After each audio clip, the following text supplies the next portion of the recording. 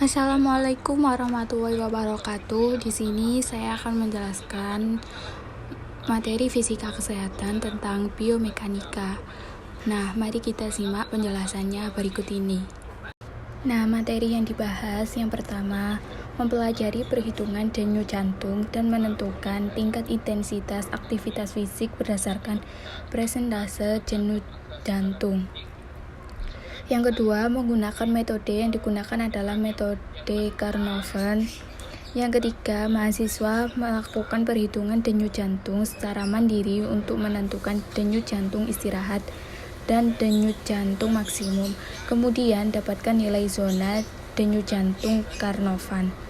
Yang terakhir ada jelaskan hubungan antara denyut jantung, aktivitas, dan metabolisme. Nah, kita masuk ke penjelasan yang pertama, yaitu menghitung detak jantung normal.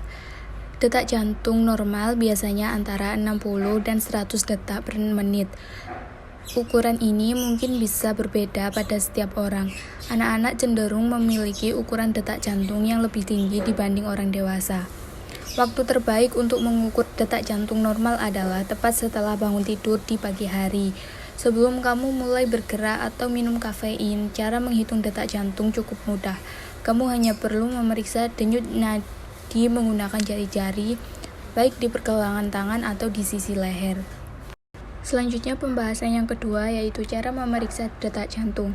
Yang pertama, di pergelangan tangan, tekan perlahan telunjuk dan jari tengah salah satu tangan di pergelangan tangan yang berlawanan, tepat di bawah pangkal ibu jari. Yang kedua, di bagian leher, tekan sedikit sisi leher, tepat di bawah tulang rahang. Yang ketiga, hitung jumlah denyut dalam 15 detik dan kalikan dengan 4. Nah, itulah detak jantungmu. Lanjut, pembahasan yang ketiga ada langkah-langkah pengukuran detak jantung. Untuk pengukuran yang lebih akurat, kamu perlu mengulang beberapa kali dan menggunakan rata-rata dari ketiga hasil ukuran tersebut. Untuk pengukuran detak jantung normal, kamu harus mengikuti langkah-langkah sebagai berikut. Yang pertama, jangan mengukur detak jantung dalam 1 hingga 2 jam setelah olahraga atau kejadian yang membuat stres. Detak jantung bisa tetap tinggi setelah aktivitas berat. Yang kedua, tunggu 1 jam setelah mengonsumsi kafein yang bisa menyebabkan jantung berdebar-debar dan detak jantung meningkat. Yang ketiga, jangan mengukur detak jantung setelah kamu duduk atau berdiri dalam waktu yang lama. Hal ini bisa mempengaruhi detak jantungmu loh. Baik, kita lanjut ke pembahasan yang keempat, yaitu intensitas presentasi denyut jantung. Seperti yang Anda lihat di tabel, ada zona target, intensitas persen, HR max, ada contoh zona denyut jantung, durasi contoh, dan ada efek latihan. Yang pertama, maksimum ada 90-100% intensitas. Sedangkan contoh zona denyut jantungnya 171-190 ppm. Durasi contohnya kurang dari 5 menit. Nah, efek latihannya sendiri, yang pertama ada manfaat, yaitu upaya maksimum untuk hampir maksimum untuk bernafas dan menggerakkan otot. Terasa seperti sangat melelahkan untuk bernafas dan menggerakkan otot. Dianjurkan untuk atlet yang sangat berpengalaman dan sangat bugar, hanya interval pendek biasanya dalam persiapan akhir untuk acara pendek. Lanjut, yang kelima ada detak jantung normal dalam kondisi istirahat sesuai dengan usia.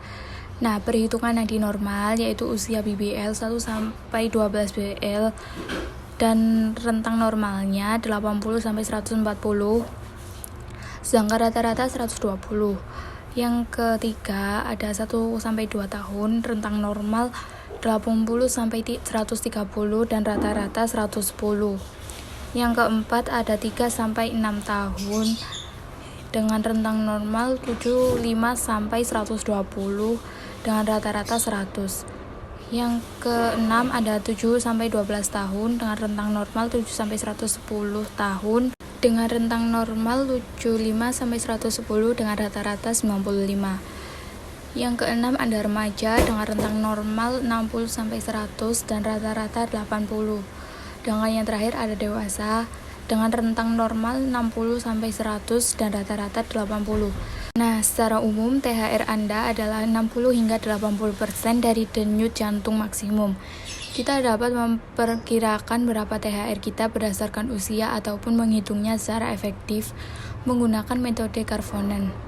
Berikut ini adalah contoh metode Karvonen. Yang pertama, hitung denyut jantung maksimum kalian, kurangkan umur kalian dari 220. Ini merupakan denyut jantung maksimum HR max kalian. Sebagai contoh, HR max untuk seorang berusia 40 tahun adalah 20 dikurangi 40 sama dengan 180. Kalian juga dapat memperkirakan HR max dengan cara mengalihkan usia Anda dengan 0,7 dengan mengurangkan hasilnya dari 208. Sebagai contoh, jika usia Anda 40 tahun, nilai yang didapatkan adalah 40 dikali 0,7 sama dengan 28. Sehingga HR max Anda adalah 208 dikurangi 28 sama dengan 180.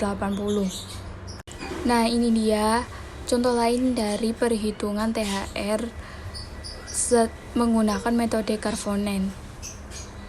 Nah, kita lanjut ke pembahasan yang terakhir, yang keenam, yaitu hubungan antara denyut jantung, aktivitas, dan metabolisme. Apabila kita sedang melakukan aktivitas bergerak lebih banyak, denyut jantung juga akan bergerak semakin cepat. Dan sebaliknya, jika kita melakukan gerak dalam normal, denyut jantung akan bergerak secara normal pula. Seperti halnya jika kita melakukan olahraga lari di pagi hari. Ketika kita melakukan olahraga, aliran darah akan ditunjukkan ke otot yang banyak bekerja. Dengan berolahraga, aliran darah meningkat dan volume darah kembali lagi ke jantung. Karena jantung menerima volume darah lebih banyak, maka bilik iri jantung akan semakin beradaptasi. Nah guys, kira-kira itulah tadi penjelasan mengenai biomekanika. Saya pamit undur diri, apabila ada salah kata mohon dimaafkan.